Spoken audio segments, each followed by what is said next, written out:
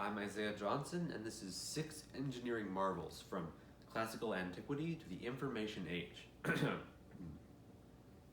First up is Classical Antiquity, which was from creation to about 500 AD. The underground churches in Ethiopia were 11 churches carved out of a massive monolithic rock from the top down. These churches had elaborate drainage systems and trenches. King Lalibela tried to build a new Jerusalem by commissioning the building of these. They all stand in pits with their tops at ground level. It is believed that the construction occurred in multiple phases between the 7th and 13th centuries. There are two main groups for these churches. One is on the north side of the Jordan River and the other is on the south side. It is still a place for pilgrimage and devotion to this day. It is also an amazing accomplishment of civil engineering. There was no cost for the materials for this project, only the massive rock, the workers, and the tools needed. The fact that these churches were carved from a single massive rock is amazing. It really reminds me to think in non-traditional ways about engineering. Most buildings are built from the bottom to the top, but this was built from the top to the bottom. It really stresses the idea that there are always multiple ways to solve a problem. Next is the medieval period, which was 500 AD to about 1550 AD. It is the Heilongjiang hand cannon. It was invented around 1288. The Chinese used these in assaults in the 13th century. They caused chaos among the enemy as well as destruction, according to a Chinese warrior. It was also the first gun ever invented. So its breech has a powder chamber where the explosion happens. The walls of the powder chamber are thicker than the rest of the gun to handle the explosive pressure.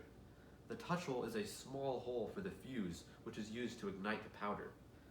So the gun is 13.4 inches long without the handle. It weighs 7.83 pounds. The diameter of the powder chamber is 2.6 inches. The barrel is 6.9 inches long as well. This was a creation of military engineering using metallurgy. It was the only metal-barreled pistol that's ever been found. The cost for this gun was the metal and then the wages of whoever they paid to make it. It was an amazing starting point for guns and so interesting to see where they originated from. Next up is the scientific revolution from 1600 AD to 1870 AD. The bifocals were invented in the early 1760s or 70s when Benjamin Franklin merely grew weary of switching his glasses. They were designed to negate the need for owning multiple pairs of glasses. The top half was for seeing things far away, and the lower half was for reading. Franklin called them double spectacles, but later on, John Isaac Hawkins coined the term bifocals. The cost for these was only the lenses and the frames, and maybe a few other minor parts.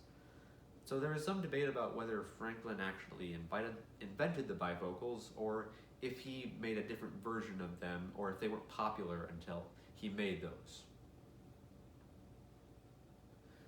So each lens consisted of 2 pieces of glass, which made them very fragile. However, later on, Louis de Wecker fused the glass pieces together, which made the transition from long lens to short lens smoother and also added stability. The simple simplicity of this invention resonates with me because not every problem-solving invention needs to be the most complex, and this is just a very simple invention that accomplishes its purpose. Next is the Industrial Revolution, which was from also 1600 AD to about 1870 AD. So Alexander Graham Bell was fighting with Elisha Gray to get the first patent for the telephone. Bell emerged victorious, and on March 10, 1876, he made the very first telephone call. So, excuse me. So Bell originally worked on improving the telegraph, but that led him to developing the telephone when he realized there was much more potential for this invention. Some components included an iron diaphragm, 2 electromagnets, and a horseshoe magnet. There was a transmitter and a receiver. The sound waves from the transmitter moved the diaphragm, which created a current in its electromagnets. This current traveled across wires to the receiver, where the current moved the diaphragm of the receiver and produced audible vibrations.